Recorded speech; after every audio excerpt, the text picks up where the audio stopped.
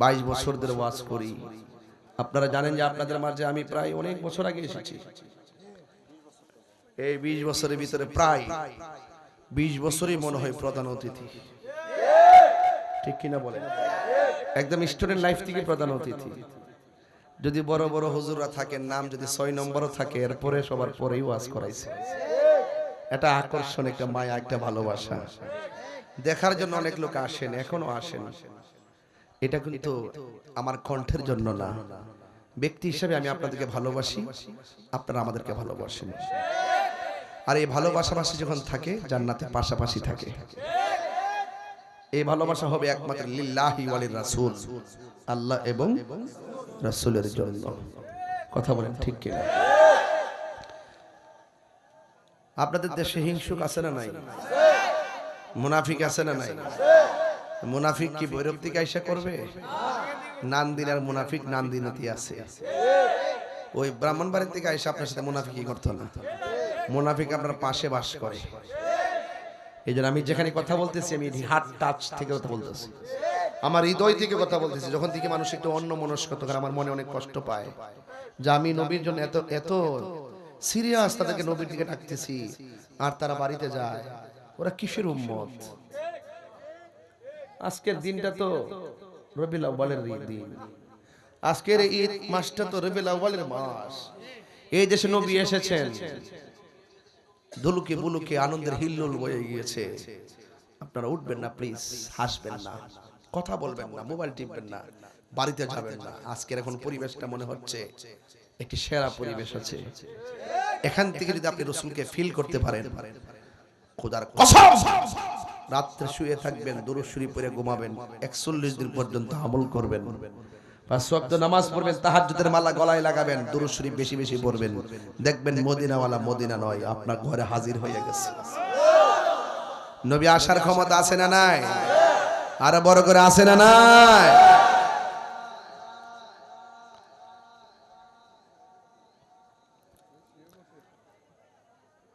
একটা জবানও বন্ধ রাখবেন না, মহব্বতে মায়ার সুরে বলুন সুবহানাল্লাহ।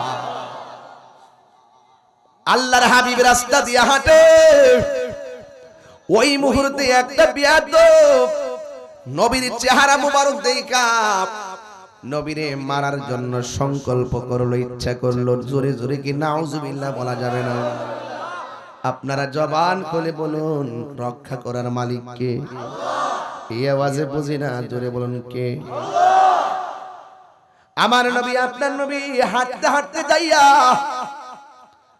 একটা গাছের নিচে শুইছে, আর বিয়াদবটা হাতের মধ্যে একটা ছুরি লইয়া নবীরে মারতে গেছে।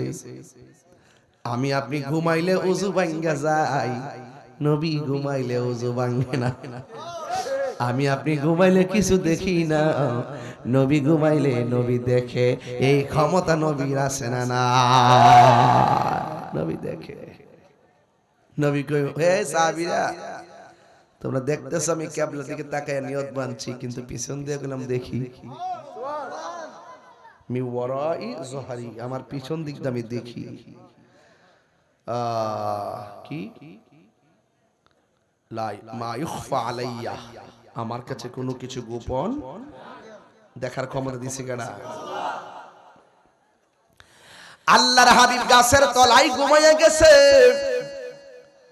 আর ওই লোকটা ছুরি লইয়া আমার নবীরে মারার জন্য গেছে। এবার আমার নবী যখন ঘুমায় রইলেন, আমার নবীরে যেই মাত্র গলা মুবারকের মধ্যে ছুরি চালাইয়া দিবে, আল্লাহর লীলা খেলা বোঝা যায় না। আল্লাহ ছাড় দেয় কিন্তু ছেড়ে দেয় না। তুই এতদিনে নবীর বিরোধিতা করেছিস, তোরে আমি আল্লাহ ছাড় দিয়েছি। যখন চূড়ান্ত ভাবে নবীকে মারার জন্য সামনে বেড়ে গেছিস, আমি আল্লাহ আর ছাড় দিব না। এবার আমার আল্লাহ ওই লোকটারে অন্ধ বানাইয়া দিছে, এমন অন্ধ বানাইছে, অন্ধ চোখের মধ্যে যন্ত্রণা শুরু হয়ে গেছে। এমন যন্ত্রণা, কানতে কানতে বাড়িঘরের পাশের মানুষ শান্তি মতো ঘুমাইতে পারে না। এবার ভাগ্যক্রমে একটা মেয়ে ছিল, এই মেয়েটা যেই দিন আমার নবীরে দেখেছে, সেই দিনই মেয়েটা নবীর কাছে কালিমা পয়রা মুসলমান হয়ে গেছে। যেখানে নমরুদ সেখানে ইব্রাহিম, যেখানে ফেরাউন সেখানে মূসা, যেখানে আবু জাহেল সেখানে নবী, যেখানে ইহুদি তার মেয়ে কালিমা পড়ে মুসলমান। ঠিক কিনা? এবার মেয়েটা ডাক দিয়া কয়, আব্বু আপনাকে যাওয়ার সময় দেখেছি অনেক ভালো, হঠাৎ করে কেন আপনি অন্ধ হয়ে গেলেন? কয় মা, অন্ধ হয়েছে অসুবিধা নাই, অন্ধ চোখে যন্ত্রণা আর ভালো লাগতেছে না গো মা, তাড়াতাড়ি কবিরাজ থেকে ওষুধ নিয়ে আসো গো মা। এবার মেয়েটাকে বাবা বলেন না ঘটনা কি হয়েছে? কই আমি মুহাম্মদ সাল্লাল্লাহু আলাইহি সাল্লামকে মারার জন্য গিয়েছিলাম। ও মা, মারার জন্য গেছি, যেই মাত্র ছুরিটা গলার মধ্যে আমি চালাবো ওই মুহূর্তে আমি অন্ধ হয়ে গেছি। মেয়েটা মনে মনে কয়, বাবা আপনি তো আমার ভালোবাসার নবীরে মারতে গেছেন, তাইলে উচিত শিক্ষাই তো হইছে। তবে এখন বুঝবেন, এবার মেয়ে সত্য হইলে তো বাবা, কথা কোন ঠিক কিনা? এবার মেয়েটা ওষুধ আনার জন্য কবিরাজের কাছে গেছে। ওই কবিরাজ থেকে ওষুধ না, যতই চোখের মধ্যে লাগাই চোখের ব্যথা আরো বাড়ে, যতই চোখের মধ্যে লাগাই চোখ আরো ভিতরে ঢুকে যায়। মেয়ের বাবা ডাক দিয়ে কয়, মা তুমি আমারে কি ঔষধ আইনা দাও, আমার চোখের ব্যথা শুধুমাত্র বাড়ে, আমি তো কোনোভাবে ভালো হইতাছি না গো মা, এখন আমি কি করব?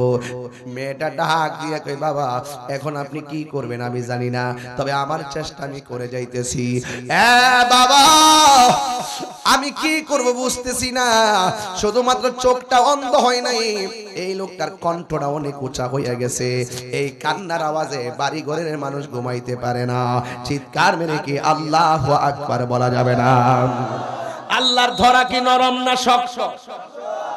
ইন্না বাতশা রাব্বিকা লাশাদীদ ইন্নাহু হুয়া ইউবদিউ ওয়া ইউঈদ। আল্লাহর ধরা অনেক শক্ত, যিনি তোমার শুরুর মালিক, যিনি তোমার শেষের মালিক, ওই আল্লাহ এমন ভাবে ধরছে ব্যথা আরো বাড়ে। এবার মেয়েটার বাবার গায়ে একদিন দুই দিন এক সপ্তাহ হয়ে গেছে, চোখের কান্নার কারণে মেয়ের বাবা ঘুমাইতে পারে না, মেয়েটাও ঘুমাইতে পারে না, পাশের বাড়ির মানুষও ঘুমাইতে পারে না। এবার পাশের বাড়ির মানুষ অধৈর্য হয়ে বলতেছে, শোনো তোমার বাবাকে এই বাড়ির মধ্যে যে রাখছো, এমন কান্নাকাটি করলে আমরা তো ঘুমাইতে পারি না, তোমার বাবার এমন একটা জায়গায় নিয়ে যাও যে এই জায়গার মধ্যে নিলে কান্না করলে অসুবিধা হবে না। বন্ধুরে